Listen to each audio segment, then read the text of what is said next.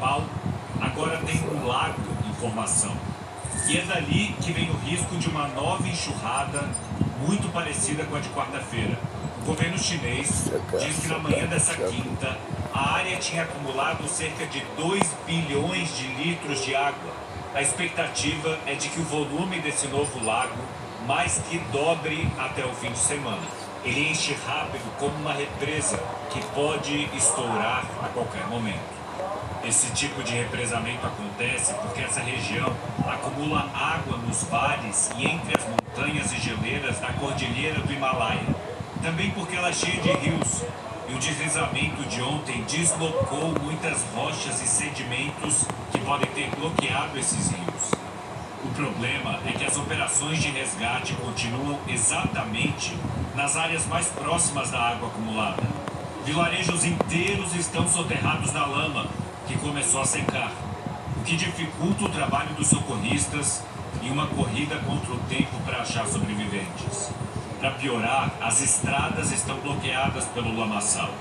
O vice-diretor desse hospital em Katmandu explicou que os sobreviventes estão chegando de helicóptero, o que demora. Se tivéssemos as ligações pelas rodovias, conseguiríamos receber mais e mais pacientes, ele disse. Na cidade de Devigat, tratores tentam abrir caminho para o socorro, em meio aos moradores que recontam a tragédia.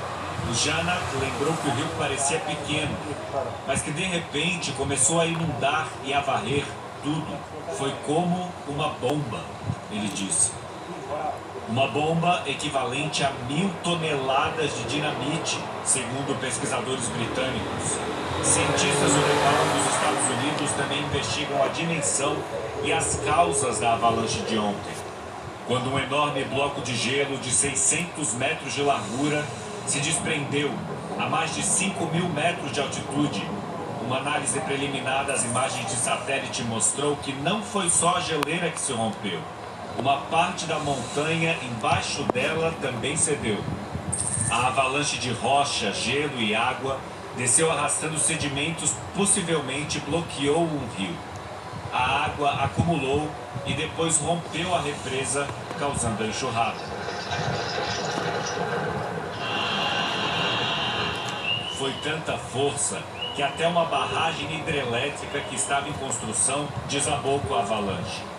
Essas imagens divulgadas hoje mostram como a estrutura foi rapidamente engolida. Além das perdas humanas, os moradores dos vilarejos atingidos sofrem agora ao ver que tudo o que tinham foi levado pelo lamaçal. A avalanche levou o arroz, o milho, as roupas e a loja de chá do Rajendra. Ele disse, só sobrou a roupa do corpo. Agora nós vamos ao vivo a Nova York. O Felipe Coelho também está acompanhando essa tragédia e tem as últimas informações. Felipe, boa noite. Oi, Ana Paula, boa noite para você, para o Márcio, boa noite a todos. Ana Paula, mais de 1.400 pessoas continuam desaparecidas e metade é de estrangeiros. 500 no Nepal e 260 no Tibete. O presidente Donald Trump diz que cerca de 50 a 60 americanos podem estar entre os desaparecidos e que os Estados Unidos estão mandando ajuda.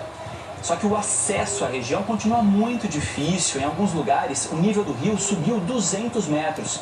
As autoridades estimam que 250 mil nepaleses estejam isolados. Lá no Nepal, a maioria dos resgates é feita com helicópteros que voam sem parar para retirar as pessoas. Para se ter uma ideia, hoje, até o meio da tarde, as equipes tinham transportado 500 moradores. Militares conseguiram salvar 350 pessoas que estavam presas nesse túnel, numa usina hidrelétrica. Eram moradores e funcionários do local que conseguiram se abrigar, mas ficaram presos com a avalanche. Diversas regiões continuam sem luz e sem sinal de celular. Ana Paula, Márcio. Obrigado, Felipe. Países de continentes diferentes começaram a enviar ajuda humanitária e equipes de socorro ao Nepal. Uma catástrofe que tem uma dimensão geopolítica incomum. No Tibete, território controlado pela China, as autoridades chinesas comandam as operações de socorro. O secretário-geral da ONU, Antônio Guterres, manifestou solidariedade aos atingidos e disse que a ONU está preparando equipes e suprimentos. O Reino Unido anunciou quase 7 milhões de dólares e ofereceu equipes de emergência. A Índia enviou quase 50 toneladas de materiais de primeira necessidade. Os Estados Unidos anunciaram 500 mil dólares, a Coreia do Sul 1 milhão. A OMS enviou medicamentos, suprimentos médicos e tendas. A Cruz Vermelha liberou cerca de 1 milhão e 200 mil dólares. E o Banco Mundial anunciou cerca de 163 milhões em assistência emergencial. O Nepal está espremido entre as duas potências, a Índia ao sul e a China ao norte. A Índia tem laços históricos, econômicos e culturais com o Nepal. A China vem ampliando ali a presença econômica com investimentos em infraestrutura e energia. Mas para Pequim há outra questão muito sensível: o Tibete. Depois da revolta de 1959, milhares de tibetanos fugiram para países vizinhos, entre eles o Nepal. A China não quer que o território nepalês seja usado por movimentos de oposição ao controle chinês sobre o Tibete. O Dalai Lama, líder espiritual tibetano exilado na Índia e acusado de separatismo por Pequim, disse que a repetição de catástrofes na região pode ser sintoma de um problema mais profundo e citou as mudanças climáticas entre as possíveis causas. No Vaticano, o Papa Leão XIV falou da sua imensa tristeza pelas mortes e pela devastação. Manifestou proximidade às famílias, aos atingidos e aos socorristas e pediu proteção divina para todos. Todos os voos do aeroporto Santos Dumont, no Rio de Janeiro, foram suspensos depois que um avião pequeno saiu da pista por volta de 4h10 da tarde. Um jato executivo que pousava com 2 pessoas a bordo saiu da pista e parou na grama. Não houve feridos, mas todas as operações foram interrompidas até a retirada do avião. Ainda não há previsão de retomada dos pousos e decolagens. Até o momento, 15 voos foram transferidos para o aeroporto Galeão e 53 foram cancelados. A previsão indica temporais no Rio Grande do Sul e em Santa Catarina. Eliana Marques, boa noite. Boa noite, Márcio, Ana Paula, e boa noite para você que está com a gente aqui no JN. Uma frente fria intensa virou o tempo no Rio Grande do Sul no meio da tarde e nessa noite ainda tem previsão de chuva forte, com raio, vento e granizo. Amanhã, tempestades com até 150 milímetros de chuva estão previstas para essa área laranja, que pode ter rajadas superiores a 90 km por hora. E grandes pedras de granizo podem atingir a maioria das regiões gaúchas. Em Porto Alegre deve chover muito, 80 milímetros em um dia, quase o que já choveu no mês inteiro e a média de agosto. Há risco de deslizamento e inundação, principalmente nas bacias dos rios Caí e Taquari. Em Santa Catarina, a Defesa Civil fala em tempo severo na metade leste do estado, a partir de sexta-feira à tarde, e não descarta destelhamentos, danos na rede elétrica e quedas de árvore. Os ventos mais intensos devem se espalhar até o sul do Paraná, nesse ponto aqui mais escuro. E rajadas de 70 km por hora são esperadas nas outras regiões em verde claro. Elas pegam Curitiba, o extremo sul do estado de São Paulo e o oeste do Paraná e de Mato Grosso do Sul.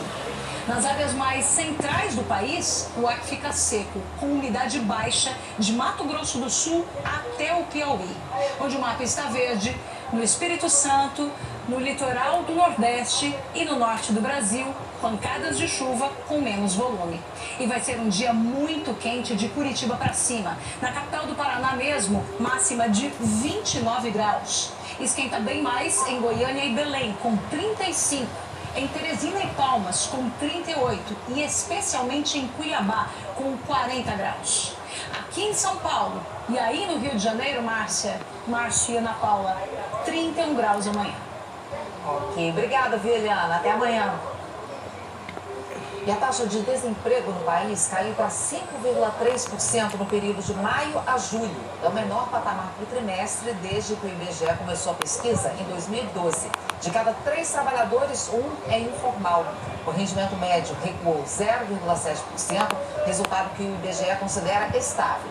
O país tem 5.800.000 desempregados. O senador Omar Aziz, do PSB, apresentou hoje parecer favorável à PEC que acaba com a escala de 6 dias de trabalho por 1 de folga. O relator rejeitou as mudanças sugeridas por senadores e manteve a versão aprovada pela Câmara dos Deputados. A proposta pretende reduzir a jornada de trabalho semanal, sem diminuição de salário, com 2 dias de descanso. A previsão é de que a PEC seja analisada pela Comissão de Constituição e Justiça na semana que vem. Se for aprovada, a proposta ainda precisa passar por 2 turnos de votação no plenário do Senado. Nos Estados Unidos, o presidente Donald Trump vai retirar as tarifas de parte das importações de carne bovina. Ele quer baixar o preço do prato mais popular do país. O hambúrguer, um ícone dos Estados Unidos, agora é também um símbolo da alta no país. Está subindo vertiginosamente. É um absurdo, reclamou Roderick. A carne moída, matéria-prima do hambúrguer, ficou 10% mais cara no último ano. Em 5 anos, o preço disparou quase 60%. O Chris tirou a carne da lista de compras. Adoro hambúrgueres. É uma pena que tive que cortar. Agora, só frango, presunto. Um dos problemas é a redução do gado nos pastos americanos. Desde 1951, o rebanho não era tão pequeno. Além da seca e das queimadas, também pesam para os pecuaristas os preços elevados dos fertilizantes e do diesel por causa da guerra no Irã. Isso no momento em que Donald Trump está pressionado pela queda na popularidade, em parte por causa da inflação. Há 2 meses da eleição que vai definir o controle do Congresso, o presidente decidiu assinar um decreto para tentar reduzir os preços. A partir de setembro, vai retirar a tarifa de importação de 300 mil toneladas de carne moída magra por 90 dias.